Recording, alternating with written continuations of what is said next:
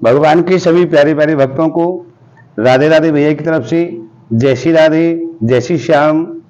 अब जो साल 2023 जो अश्वनी अमावस्या है वो 14 अक्टूबर को पड़ेगी और 15 अक्टूबर से नवरात्रि प्रारंभ हो रहे हैं और 23 अक्टूबर दिन सोमवार तक नवरात्रियों का योग रहेगा।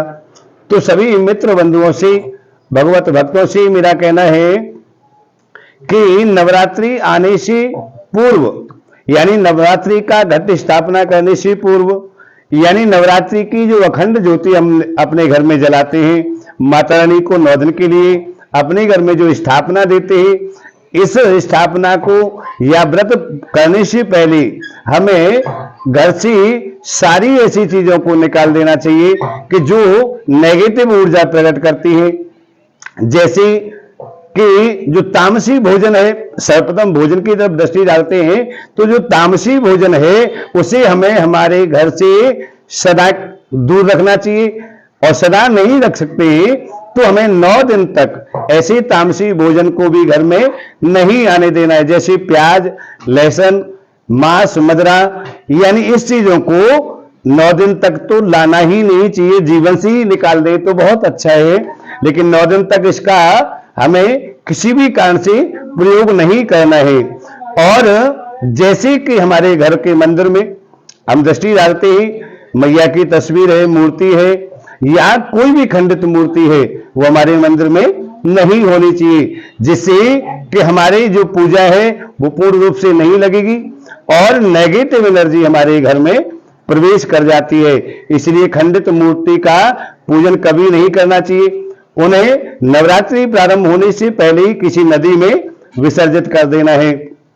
और जैसे कि हमारे प्रयोग में न आने वाले जो वस्त्र होते हैं, यानी जो कपड़े हम नहीं पहन पाते, वो प्रयोग के योग नहीं रहे हैं, ऐसे ही कपड़ों से भी हमारे घर में नेगेटिव एनर्जी का प्रवेश होना अर्जित हो जाता है। इसलिए जो प्रयोगात्मक वस्तु नहीं है पहनने की, उसको भी हम घर से बाहर करेंगे। अब हम अपनी रसोई की तरफ दृष्टि डालते हैं। रसोई में हम इतनी शुद्धता और इतनी पवित्रता प्रकट करेंगे कि जिससे मां अन्नपूर्णा मैया की हमारे ऊपर सदा कृपा बनी रहे। हमें रसोई को तामसी भोजन से मुक्त कर देना है, यानी प्याज, लहसुन, मीट, अंडा, मांस, मदिरा यानी जितनी वस्तु हैं ये हमारे रसोई घर में नहीं होनी चाहिए। पवित्रता जब हमारे घर में रहेगी, रसोई में रहेगी, तो अन्नपूर्णा मैया का भी पूर्ण कृपा हमारे ऊपर बनी रहती है। सबसे पहले हमें देखना है कि घर को ही इतना शुद्ध करना है कि जिससे जो हमारी दुर्गा मैया है उसकी कृपा हमारे ऊपर सदा सर्वदा बरसती रहे।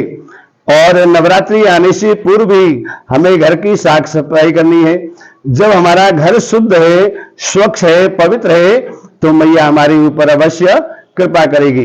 धार्मिक जो ग्रंथों की मान्यता के अनुसार ऐसा होता है कि जितनी नेगेटिव एनर्जी हमारी जो प्रयोगात्मक वस्तु नहीं होती उनसे आती है, तो हमें सबसे पहले क्या करना है, नवरात्रि शुरू होने से पहले मैया का घट स्थापना यानी कलश स्थापना करने से पहले, मैया की अखंड ज्योति जलाने से पहले, नवरात्रि प्रारंभ होने से भी पूर्व पहले ही हमें इन सारी वस्तुओं को घर से बाहर कर देना है।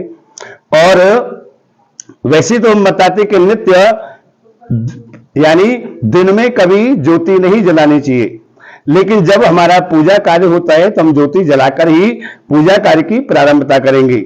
नित्य अगर हम दीपक जलाना चाहते हैं तो ब्रह्म मुहूर्त में जलाए, लेकिन जैसे नवरात्रि है, दीपावली है, होलिका है, ऐसे जो विशेष पूजन आते हैं उन पूजनों में हमें प्रातः काल ही दीपक जला देना चाहिए। संभव हो तो पूरे दिन और रात्रि भर हमें दीपक जलाने की कोशिश करनी चाहिए।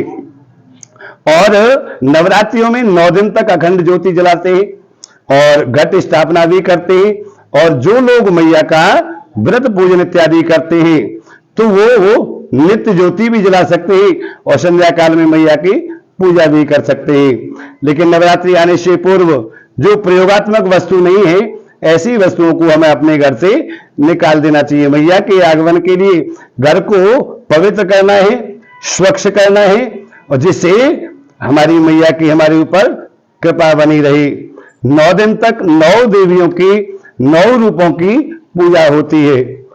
जय श्री राधे, जय श्री श्याम।